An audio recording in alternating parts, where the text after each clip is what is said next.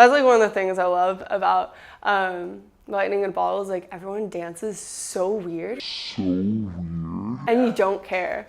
Like I feel like at a lot of festivals, everyone's like, yeah, it's good vibes. Like no one cares, no judgment. But this is like, people are weird. Like they're against like the speaker, or like on the ground, like wriggling around. It's weird, but like EDC is the happiest place on earth, but lightning in a bottle is the most hilarious place on earth. Yeah.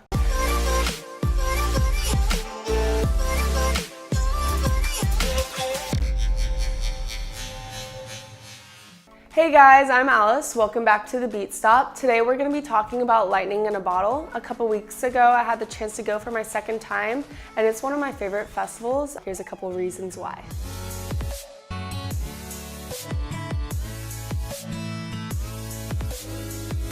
So first off, Lightning in a Bottle is one of the few festivals that isn't owned by a big corporation. So for example, there's Live Nation, which owns stakes in big festivals such as EDC and other Insomniac events. Or there's AEG Live, which owns Coachella and Stagecoach. So this kind of gives Lightning in a Bottle a lot more flexibility to be creative, and they usually hire volunteers who are really invested in the festival and the company and what they produce. Another cool, unique thing about Lightning in a Bottle is the art. Art is everywhere and it's integrated throughout the venue. It's usually put together by unique local artists from around California. For example, there was disco balls hanging in a tree, tons of them, and underneath that was just a big piano so that people can sit and play the piano themselves and create something beautiful for people to enjoy. But then also when you're walking around from stage to stage, there's just artists everywhere.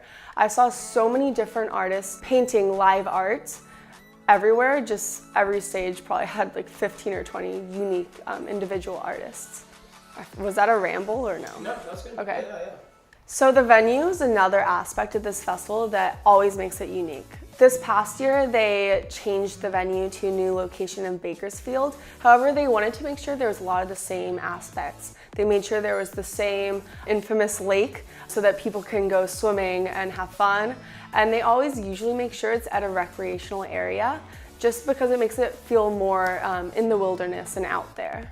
So the festival also makes sure to support lots of local vendors, artists, just creatives in general. They bring in local people that usually make different little knickknacks or homemade coats, different things like that that make the festival really unique. And it's just kind of more community based. So kind of going off that last point is the crowd. The crowd of Lightning in a Bottle is what makes it so much more different. It kind of is a lot more down to earth and grounded than some of the more over-the-top festivals such as EDC or Coachella. It has what's kind of called a more burner style crowd. A burner crowd is the type of people that usually attend an event called Burning Man out in Black Rock City, Nevada. It's a little more run down, organic, back to the basics crowd that just is there to be free flowing and have good times out in the desert and not really care what anyone's doing or how they're dancing. And last off, one of the really unique things about Lightning in a Bottle is the lineup doesn't overshadow the rest of the festival. It's not like everyone's focused on going to see certain artists all the time.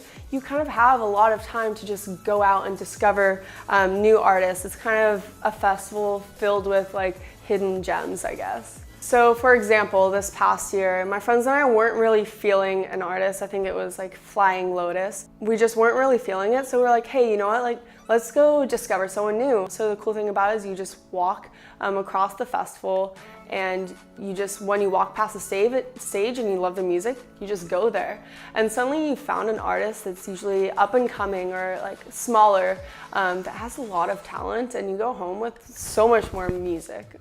So for example, we were walking across the festival and found an artist named Groovewell. They don't even have a Spotify, but their SoundCloud is just filled with sets. They're a small artist from San Francisco, and now they're honestly one of my favorite artists. So what are some unique festivals that you guys have been to? Please tell us about them down in the comments below. Don't forget to subscribe and of course turn on our notifications to get updates when we post new videos. I'm Alice Henderson. Thanks for watching The Beat Stop.